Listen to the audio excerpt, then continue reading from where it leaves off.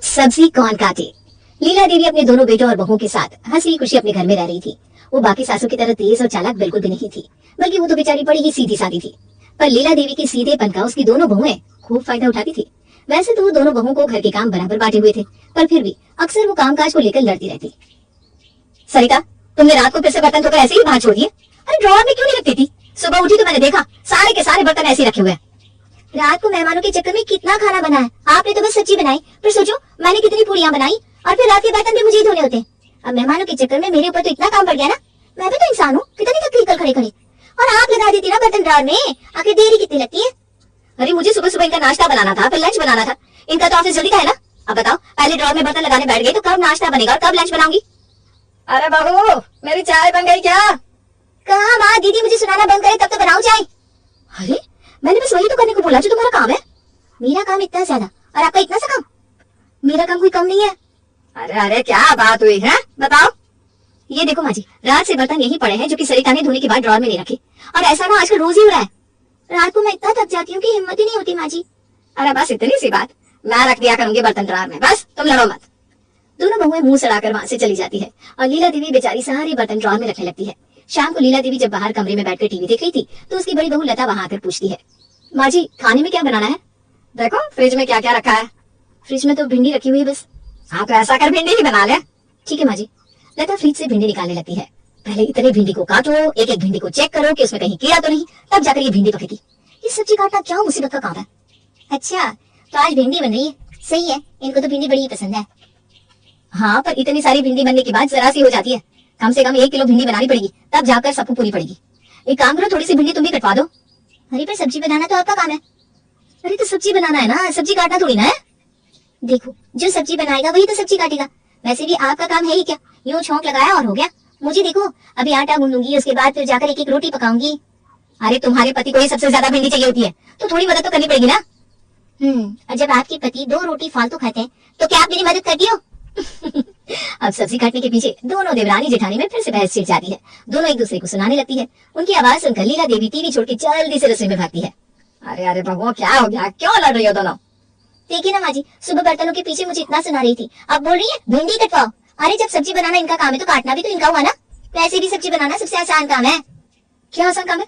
पता है आधा घंटा तो सब्जी काटने में लग जाता है। अरे अरे बस करो तुम, सब्जी काटनी है ना, ला मुझे दे भिंडी, मैं काट देती हूँ, और आगे से ना सब्जी मुझे ही दे दिया करना, मैं काट कर रख दूंगी। लीला देवी सारी भिंडी खुद काटने बैठ जाती है। ये देखकर सरिता को बड़ी चिढ़ होती है कि माँ जी तो उसकी जेठानी का सारा काम करवा रही है। अब जब सरिता रसोई में गर्मी में खड़ी आटा गूंदने लगती है तो वह लता 2 मिनट में भिंडी छोंक कर निकल जाती है। ये देखकर सरिता और आग बबूला हो जाती है। मैं ही पागल हूँ क्या? ये तो आई 2 मिनट में सब्जी में छौंक लगा कर चली गई। मैं तो एक एक रोटी बनाऊं, फिर उसे सेकूं, फिर घी लगाऊं। मुझे इतना मुश्किल काम दे दिया और इनको इतना आसान, ये तो सरासर गलत है। अरे सरिता रोटियां बन गई हो तो डाइनिंग टेबल पर लगा दो, मैं सब्जी ले जा रही हूँ। रोटियां बनाना आपकी सब्जी बनाने जैसा नहीं है, बस यूं ली और डाल दी कढ़ाई में यार बन गई। एक एक रोटी बेलकर सेकनी पड़ती है, टाइम लगता है। अरे तो रोटी जैसे बनती है वैसे ही तो बनाऊंगी ना। मैं तो इसलिए बोल रही हूँ क्योंकि सब बाहर खाना खाने के लिए बैठ गए, पर यहाँ तो रोटियों का तो पता ही नहीं है। ठीक काम करो, ये लो चकला और बेलो रोटी, मैं फटाफट सेक देती हूँ। अरे भाई मेरा काम मैं कर चुकी हूँ, तुम इतनी देर से रसोई में आती हो तो इसमें मेरी कोई गलती नहीं है। मैं तो सब्जी लेकर बाहर जा रही हूँ, तुम रोटी ले आना जल्दी से। सब लोग डाइनिंग टेबल पर बैठे खाने का इंतजार कर रहे थे। लता सब्जी टेबल पर रखकर सबके साथ बैठ जाती है। अरे क्या आज खाने में बस सब्जी ही मिलेगी, रोटियां कहाँ है? रोटियां तो अभी बनी ही नहीं है। अभी तक रोटी नहीं बनी? मैं देखती हूँ अभी जाकर। सास उठकर रसोई में जाती है तो देखती है सरिता ने अभी रोटी बनाना शुरू ही किया है। अरे बहू अभी तक रोटी नहीं बनी, इतनी देर कैसे होगी? अरे माँ जी मेरा काम सब्जी बनाने जैसा आसान थोड़ी ना है कि छौंकर यहाँ वहाँ चल दिए। एक जगह खड़ी रहकर एक एक रोटी बनानी पड़ रही है। मैंने अभी दीदी को बोला भी था कि आप रोटी बेल दो और मैं सेक देती हूँ, पर वो कहाँ मेरी कोई मदद करेंगी। अरे कोई ना बहू, मैं तेरी मदद कर देती हूँ, ला मैं रोटी बेल देती हूँ और तू सेक दे। अब लीला देवी सरिता से बेलन लेकर रोटियां खुद बेलने लगती है। सरिता बस खड़े खड़े रोटियां सेक देती है। उस रात को सबको बड़ी ही देर से खाना नसीब होता है। अब घर की स्थिति ऐसी हो चुकी थी कि अक्सर देवरानी जेठानी में काम के पीछे झगड़े होने लगे हैं। लीला देवी अक्सर उन झगड़ों को निपटाने के चक्कर में खुद ही काम करने लगती है। धीरे धीरे करके लीला देवी के सर पर कब इतना काम पड़ जाता है कि उसे एहसास भी नहीं होता। एक दिन जब लीला देवी छज्जे पर कपड़े सुखा रही थी कि अचानक उसकी बहन घर आ जाती है। लीला, अरे ओ लीला, अरे कोई घर पर है कि नहीं? अरे शांति है ये क्या, मैं बस अभी आई। अरे तू है कहाँ? अरे छज्जे पर कपड़े सुखा रही थी, तू बैठ और बता चाय बनाओगे ठंडा? तू पहले यहाँ बैठ और ये बेटा तेरी दोनों बहुएं कहाँ है जो तू कपड़े सुखा रही है? अरे कपड़े तो बहू ने मशीन में डाले थे, वो तो बस मैंने थोड़ी मदद कर दी। तू भी ना कभी नहीं समझेगी। शांति 2 दिन अपनी बहन के घर ही रुकती है। शाम को जब दोनों बहनें बैठकर चाय के साथ गप्पे मार रही थी तो लीला कहती है, चल मैं ना जरा बहू के साथ रोटी बिलवा दूं, फिर दोनों बहन बैठकर खूब बातें करेंगे। अभी दिन में तुम कपड़े सुखा रही थी, थोड़ी देर पहले सब्जी काट रही थी, उसके बाद तुमने सारे बर्तन ड्रॉअर में लगाए और फिर किचन की सफाई भी की। अब तुम बोल रही हो कि तुम रोटी बेलने जा रही हो। ये सब आखिर हो क्या रहा है? अरे बहन क्या बताऊं, मेरी दोनों बहुएं अक्सर इन छोटे छोटे कामों के पीछे लड़ जाती है, तो बस घर में शांति बनी रहे इसीलिए मैं थोड़ी मदद कर देती हूँ। अरे तो दोनों को बराबर बराबर काम बांटते ना, क्या दिक्कत है? कोई लड़ाई झगड़ा होगा ही नहीं। अरे सब बांट रखा है, फिर भी लड़ाई खत्म नहीं होती। अगर बड़ी बहू सब्जी बनाती है तो सब्जी काटने पर लड़ाई, छोटी बहू रोटी बनाती है तो रोटी बेलने पर लड़ाई, कोई कपड़े धोता है तो सुखाने की लड़ाई, बर्तन मांझ कर उन्हें लगाने की भी लड़ाई। अब कैसे काम बांटूं, इसीलिए मैं खुद कर लेती हूँ। ये तो बड़ी ही समस्या है। पर अब क्या कर सकते हैं। खैर चल तू बैठ, मैं भी आई। लीला देवी रसोई में जाती है, पर शांति देवी का दिमाग शांत नहीं रहता। उसे अपनी बहन के साथ जो हो रहा था बिल्कुल अच्छा नहीं लगता और वो दोनों बहुओं को सबक सिखाने का ठान लेती है। बहुत बेवकूफ बना लिया इन दोनों ने मेरी बहन को, अब मैं इनको अच्छा सबक सिखाऊंगी। शांति रात को अकेले में अपनी बहन लीला के साथ बैठकर उसे समझाती है कि कैसे उसकी दोनों बहुएं उसे पागल बना रही है। इन दोनों की लड़ाई में तू पीस रही है बस, ये दोनों तुझे पागल बना रही है और तू बन भी रही है। थोड़ी अकल लगा अपनी। अरे पर मैं क्या कर सकती हूँ, हर वक्त दोनों छोटे छोटे कामों पर लड़ना शुरू कर देती है। अब कैसे भी लड़ाई खत्म हो यही सोचकर मैं ही बोल देती हूँ कि ये काम मैं कर दूंगी। हाँ तो बहुत कर लिया तूने काम। अरे जिंदगी भर तूने कम काम किया है क्या, जो अब दो तो बहुओं के होते हुए भी काम करेगी? ये सब घर के काम करना इनका ही काम है और इनको ही करने पड़ेंगे। अरे तो ये दोनों फिर से लड़ना शुरू कर देंगी, देख। हाँ जैसे चल रहा है ना वैसे ही ठीक है। अरे बहन तू मेरी बात तो सुन, मेरे पास एक बहुत ही बढ़िया आइडिया है जिससे ना ये खुद तुझे आकर बोलेंगी कि माँ जी आप रहने दो, ये काम हम खुद कर लेंगे। अरे ऐसा तो सपने में भी मुमकिन नहीं है। अरे बस तू वैसे वैसे करती जा जैसा मैं तुझे बता रही हूँ। शांति अपनी बहन लीला के कान में कुछ बोलती है। क्या ये आइडिया काम करेगा? अरे बिल्कुल करेगा, तू बस कल से ऐसे ही करना। अब शांति को तो अगले दिन का बेसब्री से इंतजार था, पर लीला थोड़ी घबराई हुई थी कि वो ये सब आखिर कैसे करेगी। उसे तो उस रात ठीक से नींद भी नहीं आती। फिर अगले दिन लता सब्जी बनाने के लिए फ्रिज से बैंगन निकालकर अपनी सास के पास जाती है। माँ जी फ्रिज में बस बैंगन ही पड़े हैं, तो आज दिन के खाने में आलू बैंगन बना देती हूँ। हाँ हाँ ठीक है बहू, आलू बैंगन ही बना दो। ये लीजिए माँ जी, आप ये काट दो। हाँ बहू यही रख दे, मैं काट दूंगी। ये लो चाकू और काटो। अब लीला देवी आलू काटना शुरू करती है और वो इतने मोटे मोटे आलू काट देती है कि उसे आलू को काटने में 2 मिनट भी नहीं लगते।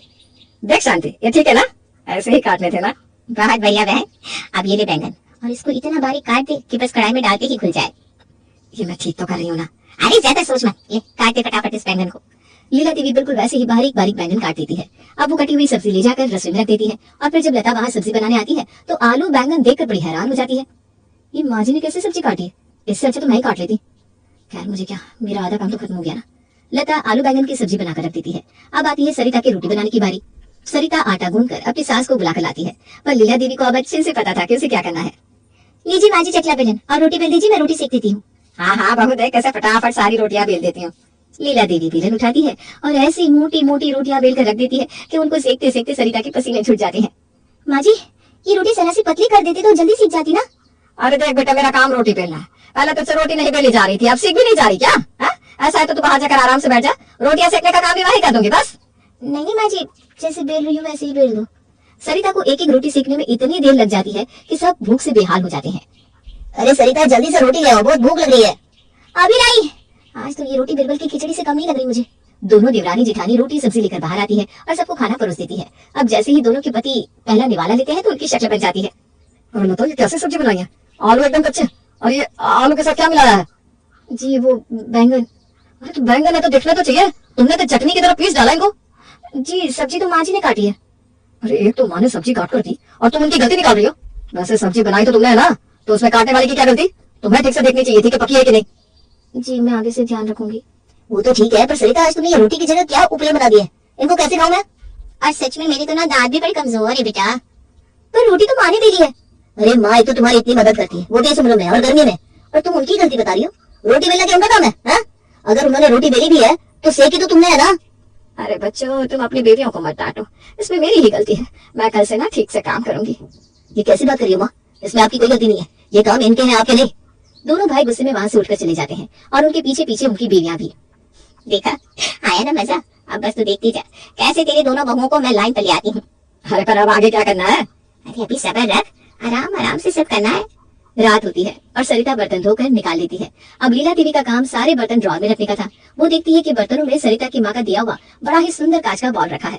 बस फिर लीला दीदी पहले तो कुछ बर्तन अच्छे से ड्रॉर में लगा देती है और वो बाउल को उठाकर नीचे गिरा देती है। आवाज सुनकर सरिता दौड़ कर आती है। क्या हुआ माँ जी? अरे बहू, वो मैं बर्तन लगा रही थी ना तो ये गिर गया। हाँ, हे भगवान, ये क्या हो गया? ये तो वही बाउल है जो मेरे भैया पेरिस से ले आए थे। ये इम्पोर्टेड था माँ जी। अरे मैं क्या जानू इम्पोर्टेड, मैं तो बर्तन रख रही थी और ये मेरे हाथ से छूट गया। माँ जी आप एक काम करो, आप अंदर जाओ, ये सब मैं कर लूंगी। अरे पर बेटा तुझे और भी तो काम होंगे ना। नहीं माँ जी, मुझे कोई काम नहीं, आप जाओ, मैं कर लूंगी ये। अच्छा, जैसी तेरी मर्जी। लीला देवी सारी बात अंदर जाकर अपनी बहन को बताती है और दोनों बहनें खूब हंसती है। अगले दिन लता हमेशा की तरह ढेर सारा पालक अपनी सास को लाकर थमा देती है। अब लीला देवी भी वो लीला देवी नहीं थी जो चुपचाप उसका काम कर देती। उन्होंने पालक साफ तो किया, पर ऐसा किया कि शांति भी देखती रह गई। माँ जी, पालक काट दिया आपने? हाँ बहू, अच्छे से काट दिया, ले जा और बना दे। माँ जी, ये इसमें तो कूड़ा रह गया है। मुझे तो दिखाई नहीं देता ना, अब मुझे क्या पता कि कूड़ा है या पालक। अच्छा ठीक है। लता पालक अंदर लेकर जाती है। माँ जी ने कैसा पालक साफ किया है या गंदा? अब अगर मैंने इसे बना दिया और रात को इनके मुंह में कुछ कचरा आ गया तो मैं तो गई काम से। और ये भी तो नहीं बोल सकती कि माँ जी ने साफ करके काटा है। अब मैं एक काम करती हूँ, आलू ही बना लेती हूँ। माँ जी को बोलती हूँ आलू काटेंगी। अरे अरे लता तो फिर से वही गलती कर रही है। माँ जी से सब्जी कटवाने से अच्छा है कि मैं खुद ही काट लिया करूँ। लता खुद ही आलू काटने लगती है। इतने में वहां सरिता आती है और अपनी जेठानी को सब्जी काटते हुए देखकर हंसने लगती है। क्या हुआ दीदी, आज खुद सब्जी काट रही हो? माँ जी ने कैसे आलू बैंगन काटे थे देखा था ना? अगर वो याद नहीं तो पीछे बड़ा पालक जाकर देख लो, पूरा कचरा भरा हुआ है। और माँ जी बोलती है उनको दिखाई नहीं देता कि कचरा है या पालक। भाई मैं तो खुद ही सब्जी काट लिया करूंगी अब से। आप सही बोल रही हो, कल की रोटियां सेकते सेकते मेरी तो हालत खराब हो गई और फिर भी ना वो कच्ची रह गई। रात को तो इनके पेट में भी दर्द हो गया था। मैं अभी ना आप ही रोटियां खुद ही बेल लूंगी। हाँ सरिता, माँ जी से काम करवाने के चक्कर में हम अपना काम और ज्यादा बढ़ा रहे हैं। इससे तो अच्छा है कि हम माँ जी अपने अपने काम अच्छे से बांट लेते हैं ताकि आगे से कोई लड़ाई ना रहे। लीला देवी और शांति रसोई के बाहर कान लगाकर दोनों देवरानी जेठानी की बातें सुनकर हंस रही थी। अरे बहू, कुछ मदद करनी है तो बता दो, मैं कर देती हूँ। अरे नहीं माँ जी, नहीं माँ जी, बिल्कुल